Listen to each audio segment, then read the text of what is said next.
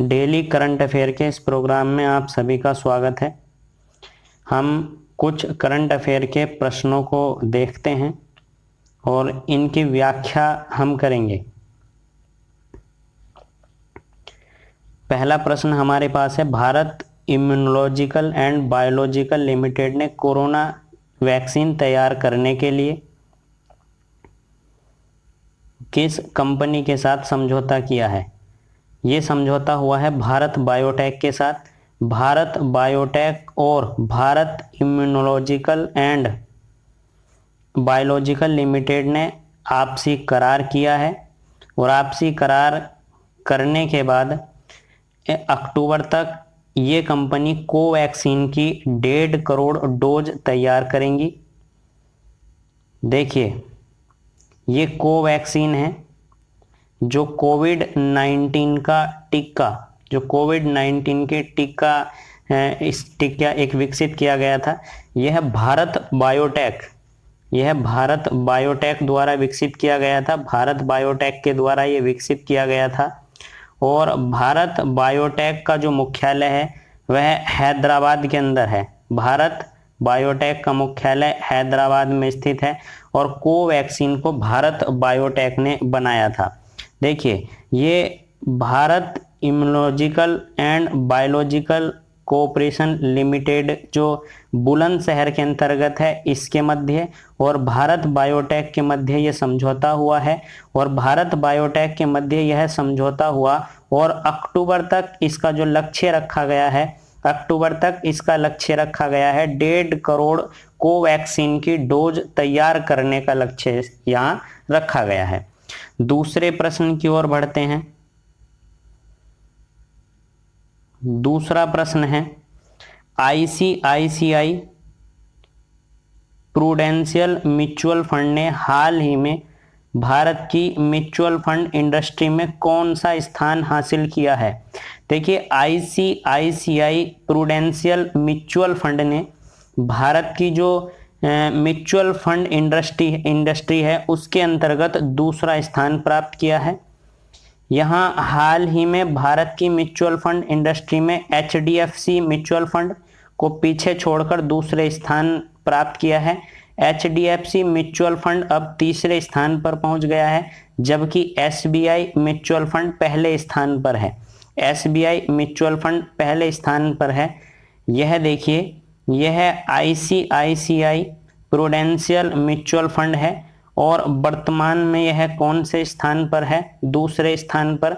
SBI mutual fund कौन से स्थान पर है? पहले स्थान पर।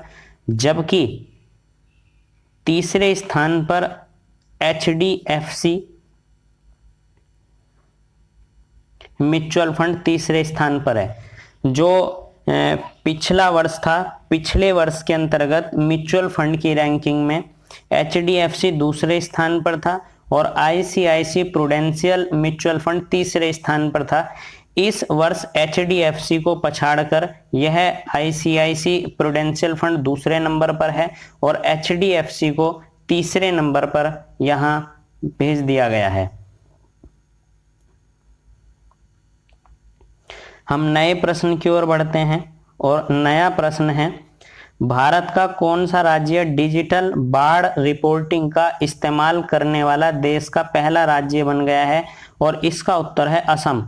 देखिए, हाल ही में असम ने अपने यहाँ जो बाढ़ की ऑनलाइन रिपोर्टिंग है उसके लिए एक प्लेटफॉर्म, ऑनलाइन प्लेटफॉर्म तैयार किया है। इसको आप देख सकते हैं। यह इस ऐप के माध्यम से यहाँ फ्लड बाढ़ की रिपोर्टिंग होगी और इसको दिया गया है a real time digital flood reporting and information management system FIRMS को प्रारंभ करने वाला देश का पहला राज्य असम बन गया है। देखिए, आप असम के अंतर्गत देख सकते हैं कि किस प्रकार से असम के अंतर्गत बाढ़ की परिस्थितियां बनती हैं और किस तरह से लोग अपना जीवन यापन यहाँ करते होंगे। ये बाढ़ का कितना भयावह दर्शन यहाँ है। हम नए प्रश्न की ओर बढ़ते हैं और नया प्रश्न है, देखिए पहले इसकी थोड़ी सी व्याख्या करते हैं। असम राज्य ने हाल ही में डिजिटल बाढ़ रिपोर्टिंग प्रणाली का इस्तेमाल करने वाला देश का पहला राज्य बन गया है। फ्लड रिपोर्टिंग और सूचना प्रबंधन प्रणाली के मुताबिक असम भारत का पहला राज्य है जिसके पास ऑनलाइन बाढ़ रिपोर्टिंग की व्यवस्था है। आप देख सकते हैं यह जो हमारे पास FIRMS सिस्टम है, इसको प्रारंभ करने वाला असम देश का पहला राज्य है जहां FIRMS प्रणाली को लागू किया गया है और यह देश का पहला ऐसा राज्य है जिसके अंतर्गत इसको लागू किया है। असम के अंतर्गत इस प्रणाली को लागू किया गया और यह देश का पहला राज्य है। असम के अंतर्गत बाढ़ की स्थितियों से आप अवगत होंगे, किस प्रकार की भयावह स्थिति असम के अंतर्गत होती हैं। हम नए प्रश्न की ओर देखते हैं और नया प्रश्न हमारे पास है, भारत ने हाल ही में कौन सी आर्कटिक साइंस मिनिस्ट्रियल में भाग लिया है। देखिए अभी 2021 में तीसरी आर्कटिक साइंस मिनिस्ट्रियल हुई जिसके अंतर्गत भारत ने इसमें प्रतिभाग किया और भारत की ओर से प्रतिभाग करने वाले जो केंद्रीय पृथ्वी विज्ञान मंत्री डॉक्टर हर्षवर्धन सिंह ने इसके अंतर्गत प्रतिभाग किया भारत की ओर से और ये तीसरे आर्कटिक साइंस मिनिस्ट्रियल में भाग लिया। यह जो आर्कटिक मिनिस्ट्रियल जो साइंस मिनिस्ट्रियल 2021 था यह तीसरे क्रम का था और इसमें भारत की ओर से डॉक्टर हर्षवर्धन ने भाग लिया और डॉक्टर हर्षवर्धन स्वास्थ्य मंत्री भी हैं और केंद्रीय पृथ्वी विज्ञान मंत्रालय भी इन्हीं के पास है। तो यहाँ जो ये डॉक्टर हर्षवर्धन है, डॉक्टर हर्षवर्धन ने कहा कि भारत अवलोकन, अंतर्राष्ट्रीय सहयोग क्षमता, निर्माण और अनुसंधान के माध्यम से आर्कटिक में सकारात्मक भूमिका निभाता रहेगा। आप देख सकते हैं ये यहाँ ये चित्र, इस चित्र में डॉक्टर हर्षवर्धन जो है इस के अंतर्गत प्रतिभाग कर रहे हैं। ये तीसरी आर्कटिक साइंस मिनिस्ट्रियल के अंतर्गत डॉक्टर हर्षवर्धन जो ऑनलाइन प्लेटफॉर्म के माध्यम से इसमें प्रतिभाग कर रहे हैं। ये वर्चुअल मीटिंग जो कोविड-19 को देखते हुए वर्ष 2020 और 2021 में कोई भी ऐसी मीटिंग नहीं हो रही जो फिजिकल मीटिंग हो रही हो। यहाँ सारी जो मीटिंग है वो वर्चुअल मीटिंगें चल रही हैं। हम नए प्रश्न की ओर बढ़ते हैं और नया प्रश्न हम देखते हैं। प्रश्न हमारे पास है, जोस जे कटूर को हाल ही में किस बैंक के नए कार्यकारी निदेशक के रूप में नियुक्त किया गया है। देखिए जोस जे कटूर को भारतीय रिजर्व बैंक के नए कार्यकारी निदेशक के रूप में नियुक्त किया गया है। यह कर्नाटक के क्षेत्रीय निदेशक के रूप में RBI के बेंगलुरु क्षेत्रीय कार्यालय का नेतृत्व कर रहे थे। अभी तक जोस जे कटूर बेंगलुरु के अंतर्गत RBI का जो क्षेत्रीय कार्यालय है उसको संभाल रहे थे। आप देख सकते हैं ये हमारे पास जोस जे कटूर हैं और जोस जे कटूर को हाल ही में RBI का जो है का कार्यकारी निदेशक इनको बनाया गया है। हम नए प्रश्न की ओर बढ़ते हैं और नया प्रश्न हमारे पास है, केंद्रीय मंत्रिमंडल ने हवाई यात्री रोपवे प्रणाली विकसित करने के लिए ITBP की भूमि किस राज्य सरकार को हस्तांतरित करने की मंजूरी दी है। देखिए ये उत्तराखंड सरकार को हस्तांतरित करने की मंजूरी दी है। केंद्रीय मंत्रिमंडल ने हाल ही में देहरादून और मंसूरी के बीच हवाई यात्री रोपवे प्रणाली को विकसित करने के लिए भारत तिब्बत सीमा पुलिस बल की भूमिका उत्तराखंड सरकार को हस्तांतरित करने की मंजूरी दी है। बनाया जाने वाला रोपवे 5580 मीटर लंबाई का मोनो केबल रोपवे है। इसको हम देख सकते हैं, ये हमारे पास रोपवे प्रणाली है। इस रोपवे प्रणाली पर अभी तक जो देहरादून से मसूरी तक अभी तक इसके ऊपर जो अधिकार था वो ITBP का अधिकार था, लेकिन अब ITBP से इसको लेकर के जो उत्तराखंड सरकार है उत्तराखंड सरकार को सौंप दिया गया है। अब हम नए प्रश्न की ओर बढ़ते हैं और नया प्रश्न हमारे पास है, केंद्रीय मंत्रिमंडल ने उत्पादन से जुड़ी किस योजना के तहत राष्ट्रीय उन्नत रसायन बैटरी भंडारण कार्यक्रम, राष्ट्रीय उन्नत रसायन बैटरी भंडारण कार्यक्रम को मंजूरी दी है? देखिए यह कार्यक्रम प्रोत्साहन योजना से जुड़ा हुआ है और प्रोत्साहन योजना से जुड़ा हुआ है, इसको हम देखने का प्रयास करेंगे। देखिए केंद्रीय मंत्रिमंडल ने हाल ही में उत्पादन से जुड़ी प्रोत्साहन योजना के तहत राष्ट्रीय उन्नत रसायन बैटरी भंडारण कार्यक्रम को मंजूरी दी है। इस योजना के तहत भारी उद्योग मंत्रालय ने 50 गीगावाट आवर्स और 5 गीगावाट आवर की उपयुक्त ACC बैटरी का निर्माण क्षमता प्राप्त करने का लक्ष्य दिया है।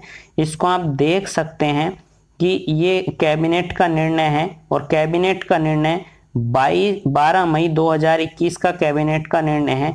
इसके अंतर्गत देश में रसायन बैटरी विनिर्माण क्षमता को बढ़ाना है और PLI से जुड़ी योजना राष्ट्रीय उन्नत, ये योजना देख सकते हैं, राष्ट्रीय उन्नत रसायन बैटरी भंडारण कार्यक्रम को कैबिनेट ने मंजूरी दी है और इसके अंतर्गत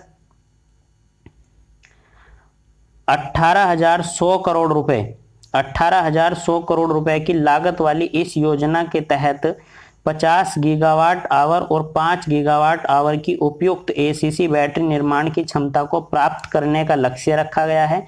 ACC बैटरी भंडारण निर्माण परियोजना में लगभग 45,000 करोड़ रुपए का सीधा निवेश किया जाएगा। भारत में EV और बैटरी स्टोरेज सुविधा के निर्माण की मांग को पूरा करना इसका उद्देश्य है। तेल आयात की कमी में यहाँ बचत होगी और हर वर्ष लगभग जो 20,000 करोड़ रुपए का आयात यहाँ बढ़ेगा। इस योजना के अंतर्गत भारत जो ACC बैटरी है या भारत जो है भारत के उद्योग मंत्रालय ने 50 गीगावाट आवर्स और 5 गीगावाट आवर्स की जो उपयुक्त ACC बैटरी है उसकी निर्माण क्षमता को प्राप्त करने का लक्ष्य यहाँ रखा है।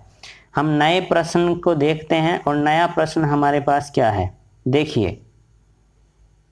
मैनचेस्टर सिटी ने हाल ही में इंग्लिश प्रीमियर लीग का खिताब जीतकर कौन सी बार पिछले 4 सीजन में यह खिताब अपने नाम किया है?